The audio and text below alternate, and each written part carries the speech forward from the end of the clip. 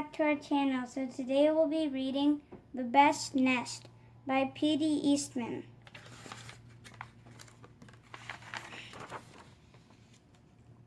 Mr. Bird was happy. He was so happy he had to sing. This was Mr. Bird's song. I love my house, I love my nest. In all the world, my nest is best. Then Mrs. Bird came out of the house. It's not the best nest, she said. I'm tired of this old place, said Mrs. Bird. I hate it. Let's look for a new place right now.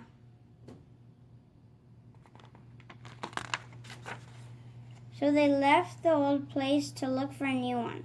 This place looks nice, said Mr. Bird. Let's move in here. But somebody else had already moved in.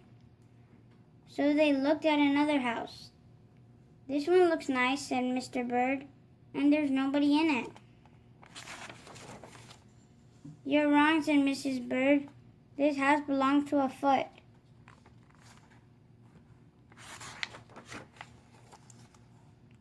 So they went on looking. I like this one, said Mr. Bird. It has a pretty red flag on the roof. I've always wanted a house with a flag, said Mrs. Bird. Maybe this place will be all right. But it was not all right. I guess I made a mistake, said Mr. Bird. You make too many mistakes, said Mrs. Bird. I'm going to pick the next house. And here it is, right here. They flew in. They looked around.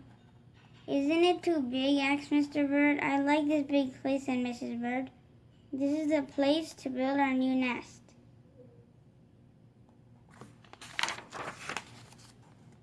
They went right to work.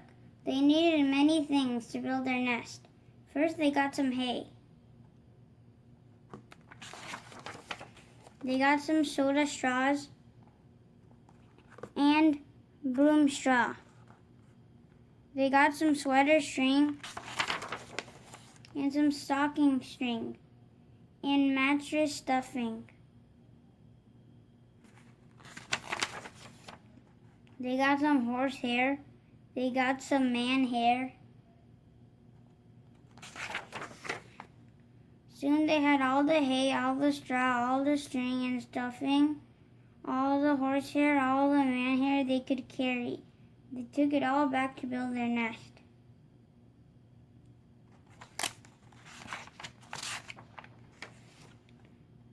Mr. and Mrs. Bird worked very hard. It took them the rest of the morning to finish their nest. This nest is really the best, said Mrs. Bird. I want to stay here forever. Mr. Bird was very happy too.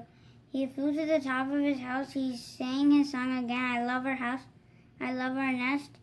In all the world, our nest is best. He was so busy singing he didn't even see Mr. Parker coming.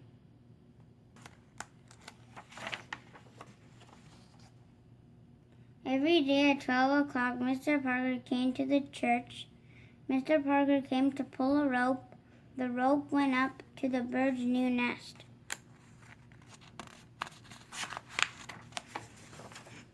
The rope rang the big bell right under Mrs. Bird's nest. Bong, bong, bong. Mrs. Bird got out of there as fast as she could fly. Bong, bong, bong, bong, bong, bong.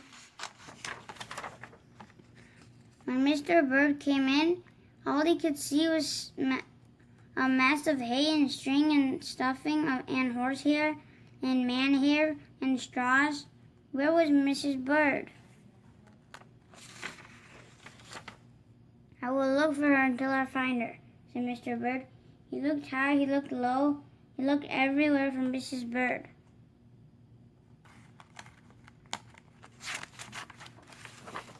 He looked down into a chimney, but Mrs. Bird wasn't there.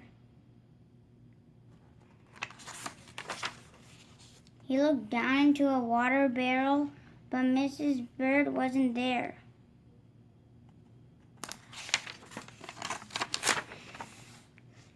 Then he saw a big fat cat. There was a big fat smile on the fat cat's face, where there were some pretty brown feathers near the fat cat's mouth. Mr. Bird began to cry. "Oh dear," he cried, "this big fat cat has eaten Mrs. Bird."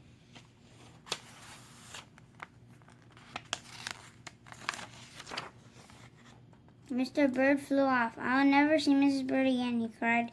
It was getting dark. It began to rain. It rained harder and harder. Mr. Bird could not see where he was going. Crash! Mr. Bird bumped into something.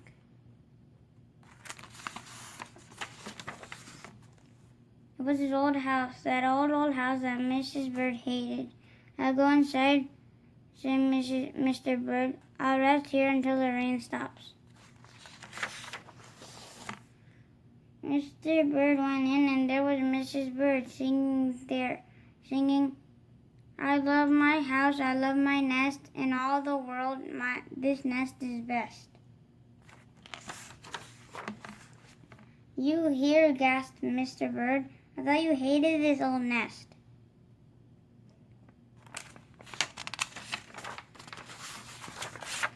Mrs. Bird smiled. "I used to hate it," she said, "but a mother bird can change her mind, you see. There's no nest like an old nest for a brand new bird."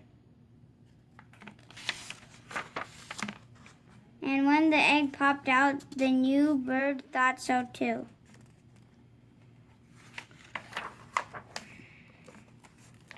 Thank you for watching. Hope you guys enjoyed The Best Nest. And stay tuned for another book read coming soon. Take care, guys. We'll see you again soon. Bye. Bye.